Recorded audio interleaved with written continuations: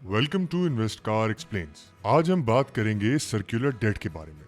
हम देखेंगे कि सर्कुलर डेट क्या होता है, पाकिस्तान की एनर्जी चेन में ये बनता कैसे है, एंड फाइनली इसकी वजह से एनर्जी चेन के स्टॉक्स पर क्या इम्पैक्ट आ रहा है। So let's get started. What is circular debt? Essentially circular debt एक नेवर एंडिंग डेट है जो वक्त के साथ बढ़ता रहता है।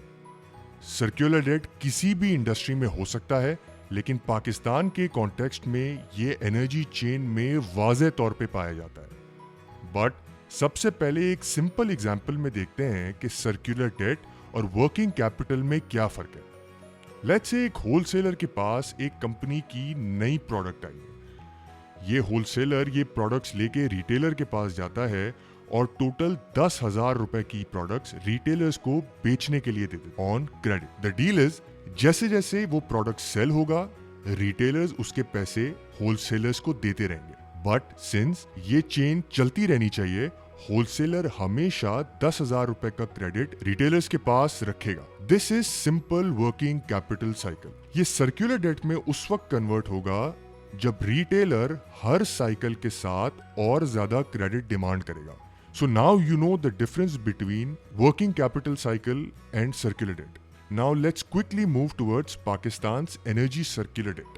इस एग्जाम्पल को सिंपल रखने के लिए हमने कुछ चीजें अज्यूम की हैं, which are usually oil explorers barrel या टन्स में ऑयल सेल करते हैं रिफाइनरीज को। But to keep the example simple, हमने अज्यूम किया है वो उतना ही ऑयल सेल करेंगे जितना एक यूनिट ऑफ इलेक्ट्रिसिटी प्रोड्यूस करने में इस्तेमाल होता है। नंबर 2, हमने मिड चैनल इंपोर्ट्स यानी वो ऑयल इंपोर्ट्स जो पाकिस्तान प्रोड्यूस नहीं कर सकता है और इंपोर्ट होते हैं, उसका इम्पैक्ट इग्नोर कर दिया है। एंड फाइनली T&D लॉसेस यानी चोरी या इनएफिशिएंसी की वजह से जो सर्कुलर डेट क्रिएट होता है, उसको भी इग्नोर कर दिया है। So now let's see how the chain works. एक ऑयल एक्सप्लोरिंग कंपनी 10 रुपए पर यूनिट के हिसाब से ऑयल सेल करता है रिफाइनरी को। रिफाइनरी अपना कन्वर्जन कॉस्ट देखते हुए वो ऑयल 11 रुपए के हिसाब से सेल करता है ऑयल मार्केटिंग कंपनी को। And the same happens here. Oil marketing company अपना एक सिंपल मार्जिन रख के ये ऑयल 12 रुपए के हिसाब से पावर प्रोड्यूसर्स को सेल कर देता है। Power producers due to different cost structures, efficiencies, inefficiencies, debt level 3 रुपए का और कॉस्ट ऐड करके 15 रुपए के हिसाब से ये यूनिट सेल कर देता है डिस्ट्रीब्यूशन कंपनीज को। डिस्ट्रीब्यूशन कंपनीज वंस अगेन अपना कुछ नफा रख के कंज्यूमर्स को 16 रुपए पर यूनिट के हिसाब से बिजली सेल करते हैं। नाउ इधर आता है गवर्नमेंट का रोल। गवर्नमेंट को इस केस में लगता है कि ये 16 रुपए पर यूनिट कंज्यूमर्स के लिए एक्सपेंसिव है। सो गवर्नमेंट डिस्को को रिक्वेस्ट करती है कि आप अपनी बिजली कंज्यूमर्स को बिल करें 10 रुपए के हिसाब से, और जो 6 रुपए का डिफरेंस है वो एज अ सब्सिडी गवर्नमेंट आपको प्रोवाइड कर देगी। अब let's say due to some reason government ये 6 रुपए की subsidy on a timely level नहीं प्रोवाइड कर पाती, यानी कि पूरी चेन के पास अब 6 रुपए कम है। क्योंकि डिस्को के पास 6 रुपए कम है तो डिस्को कम पैसे देगा पावर प्रोड्यूसर को, और पावर प्रोड्यूसर को चूंकि कम पैसे मिले हैं तो वो कम पैसे फॉरवर्ड करेगा ऑयल मार्केटिंग कंपनी को, और ऑयल मार्केटिंग कंपनी इसी तरह कम पैसे प्रोवाइड करेगी रिफाइनर को, और रिफाइनर कम पैसे प्रोवाइड करेगा ऑयल एक्सप्लोरेशन कंपनीज को। So the problem starts here.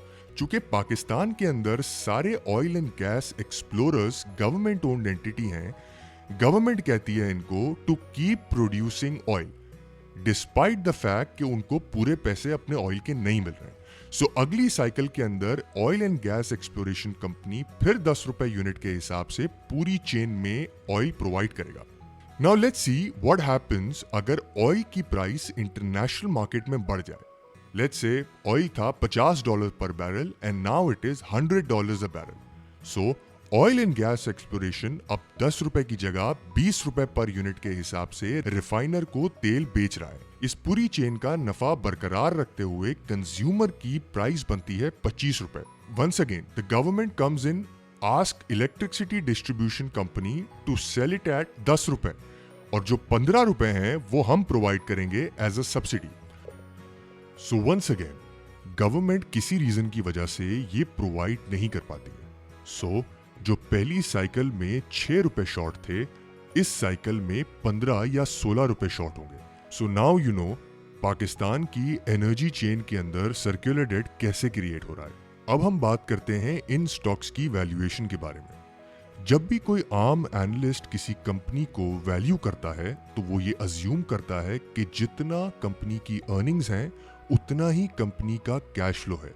But इस केस में जैसे हमने देखा कि कंपनी की अर्निंग्स तो हैं लेकिन कंपनी के पास उतना कैश फ्लो नहीं है, और कैश फ्लो ना होने की वजह से ये कंपनीज अपने शेयर होल्डर्स को डिविडेंड नहीं दे पाती हैं। फॉर एग्जाम्पल, कुछ साल पहले oil and gas development company अपनी अर्निंग्स का 60% शेयर होल्डर्स को एज डिविडेंड्स बांट देती थी। ये रेशो घट के अब 20-30% हो गया। इसी तरह Pakistan state oil one of the highest dividend paying stock consider किया जाता था, but due to circular debt इनके डिविडेंड्स पे भी एक्स्ट्रा ऑर्डिनरी प्रेशर आया है। इसी तरह पावर प्रोड्यूसर्स ऑफ पाकिस्तान जैसे हबको, कैपको अपनी अर्निंग्स का 100% तक पे आउट कर दिया करते थे। अब ये डिविडेंड काफी कम हो गया है। सो चूंकि इन कंपनीज के पैसे सर्कुलर डेट में फंस रहे हैं, इन कंपनीज के पास अपने शेयर होल्डर्स को डिविडेंड देने के लिए पैसे नहीं है। दैट मीन्स इनकी शेयर प्राइसेस या इनकी पी मल्टीपल्स जो पहले बहुत ज्यादा हुआ करते थे अब वो नहीं है। सो नाउ यू नो, अगर आपको ये वीडियो अच्छी लगी है तो do share it with your friends, like the video and subscribe to our channel.